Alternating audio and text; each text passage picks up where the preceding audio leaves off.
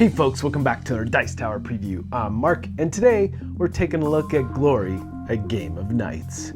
Glory, a Game of Knights is brought to you by Strategos Games. It's for 1 to 4 players, ages 14 and up, and games range in the area of 30 minutes per player. You'll take on the role of a young knight, searching for fame and glory, scouring the countryside, fighting in tournaments, trying to find relics, and eventually, perhaps, having enough fame that one day minstrels will write songs about your deeds. So, Glory, a Game of Knights is a worker placement style game. However, there's lots of twists and turns in this game. You do take on the role of a young knight, trying to gain as much glory as possible, for that will be the deciding factor on who wins the game at the very end, whoever has the most glory. Along the way, you're going to be traveling the countryside, participating in duels. You're going to be going on quests, building your entourage, and even building your faith in order to be the ultimate knight of the land. So let's take a look at setup. Now, there's a lot going on here, so we're just going to give you kind of an overview, but the biggest thing on setup is to determine what type of game you're going to play. Obviously, there's a solo mode, you could do that as well, but really you're looking to see what type of tournament you're going to participate in. Are you going to be fighting your basic knights, or are you going to be doing some player versus player? You have to decide that up front before you set up the tournament track. So yes, there are some differences in setup based on the different types of games you're playing, being it solo or being it PvP or just fighting the NPC knights. But there's some basics here. Each player is going to get a player board along with a certain set of resources based on your player card. But there are two different types. There's a basic card and there's more advanced card. And it'll give you different resources to play out and starting cards for your hand. Another note on that player card is that once you get all those resources at the beginning of the game, you really don't need the rest of that information. The top, though, is your income after the end of each of the 3 phases. So once the players receive all their cards and their starting supplies, then we're going to set up cards for the board. The quest cards, you have romance, you have market, and challenge. You'll set those up on the board as well. And then you have your title cards, and you're going to set 3 of those face up to the side of the board. You have your event cards. There's 3 levels because there's 3 rounds. You'll set the first level up, second level up, and the third level will be face down. And then you have your phase counter. Put that on the board. You'll set everybody's markers at the top of the board for calculating score. And you have your different cards for your armor upgrades and your mount upgrades. And then you'll set up all your helper tiles. And again, based on the player count, we will determine how many get placed out. But you have 3 levels of those, along with some basics and some that are related to quests, along with relics as well. Lots of different things here. Lots of dice, lots of tokens. You have tokens for your faith, you have tokens for your strength, and then of course money. And then you'll set up the tournament board. Now, there are setup cards for these tournaments, and based on the player count, we'll determine what knights and things come out. And each of the cards that show setup will show you what it is for each of the different rounds. So you'll place the starting knights out at the bottom of the tournament track. And then you have the initiative track at the bottom right of the board. Here you're going to randomly choose the different banners to place out on this track, determining player order. So like I said, there are 3 rounds to each game. However, there are all kinds of phases per round. And first we're taking a look at the action and events phase. And so this is the worker placement part of the game. And some of these spots are going to require you have resources in order to take advantage of them. And some are limited. You can only put 1 worker there. No one else can go.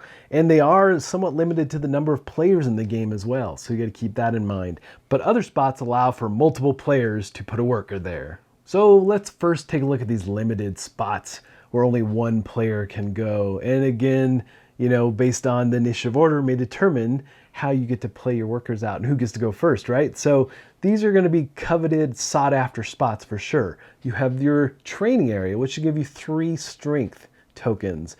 You have your prayer, which is going to give you 3 faith tokens.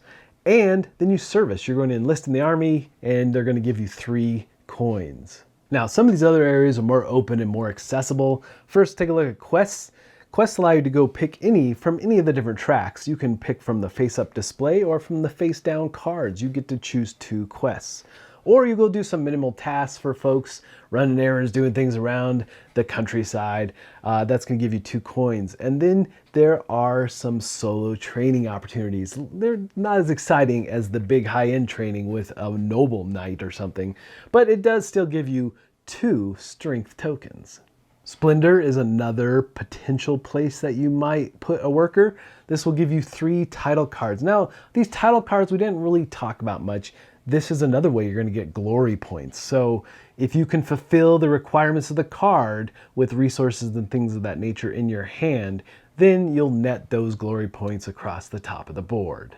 Or you might visit the marketplace. The marketplace is cool because this is where you're going to upgrade your mount or upgrade your armor. And of course, there's costs associated with that. You have to be able to pay that cost. Or you might go get some followers and build out your entourage. There might be additional costs related to what you pick up here as well.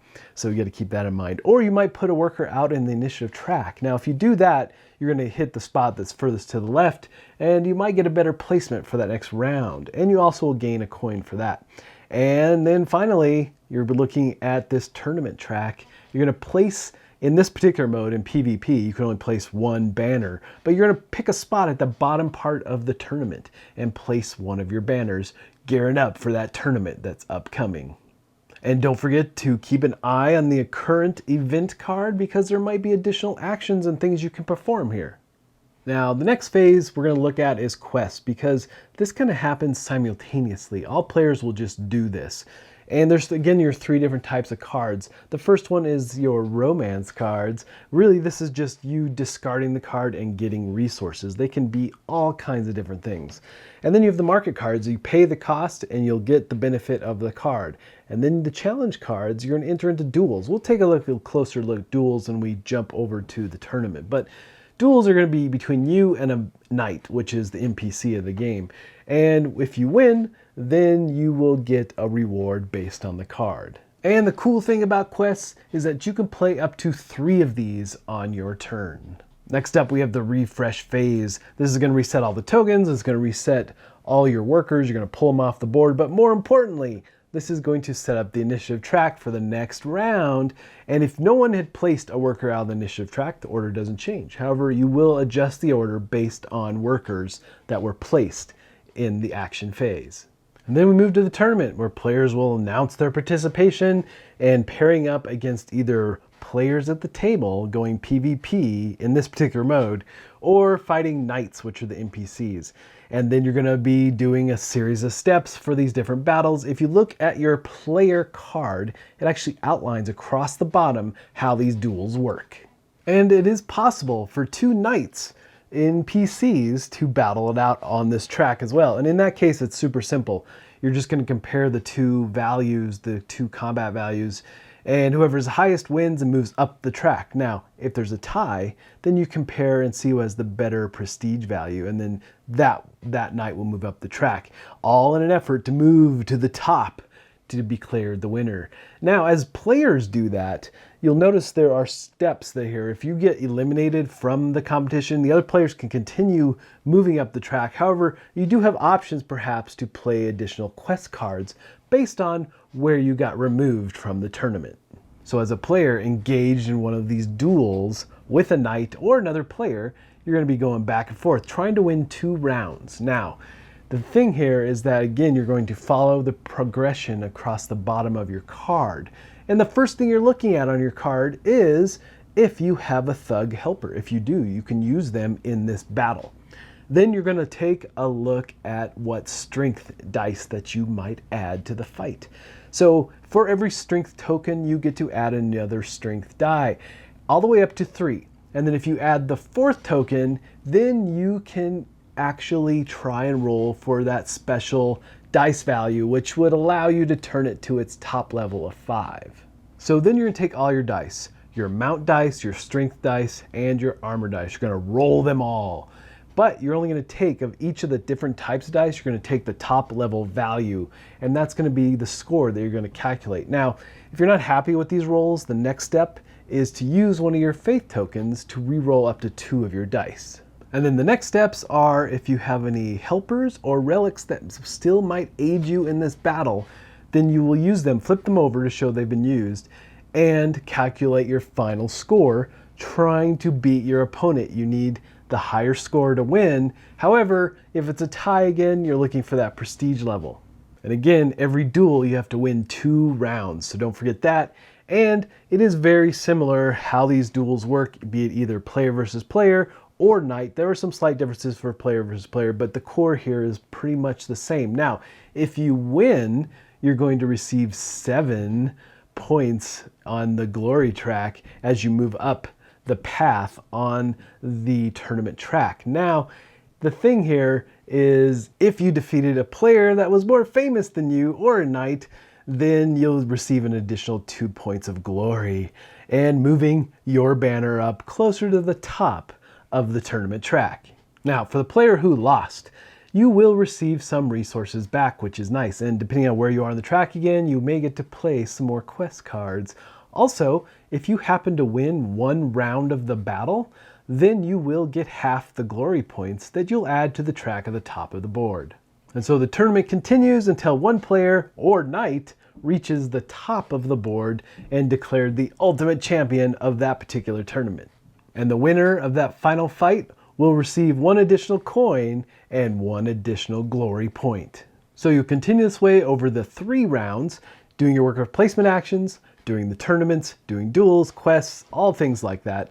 And then you're going to move after the 3rd round to the title phase, basically, and complete your title cards, trying to get those big point swings, because there's a lot of points, a lot of glory points for completing these title cards. So you may have acquired them throughout the game. There's some out on the table you still might be able to finish, but you have to have the resources in your hand to complete those cards and gain those points. And the player with the most glory is going to win. However, if there's a tie, then the player with the most prestige is going to win. And if there's still a tie, then it's going to be a shared victory. All right, folks, just a reminder once again, this has been a Dice Tower paid preview. Everything you've seen here has been in prototype form, so keep a close eye on the campaign for any changes that still may occur. Now, with that said, this game has a lot going on, way more than we covered here, really. This was just to give you a flavor, and there's a lot of really neat worker placement actions and how they all work together in order to get you into that tournament and make you victorious. And I love that there's a dice component to this game, really cool. And there's some strategies here that we didn't delve into either. There's a lot to learn about this game, and in the 2 plays I did, vastly different games that came out of it. So I really enjoyed the tournament aspect. I really like the PvP aspect of it, but I haven't tried the solo play. That could be pretty interesting as well. But ultimately, folks, if this looks like something that would be of interest to you, I'm sure they'd appreciate your support. So I think that's it from me, and until next time, we'll see you at the table. Thanks so much for watching another Dice Tower video. If you enjoy our videos, subscribe to the channel for more fun, comprehensive board game coverage. Also, consider joining us at one of our events. Come to Dice Tower Retreat, a small, intimate gathering where gaming is king. Join us for Dice Tower Cruise, the largest board game cruise. Attend Dice Tower West in Las Vegas for gaming fun on the West Coast, or Dice Tower East in Orlando in sunny Florida. Dice Tower Conventions, the friendliest gaming conventions on Earth. I'm Eric Summerer, and you've been watching The Dice Tower.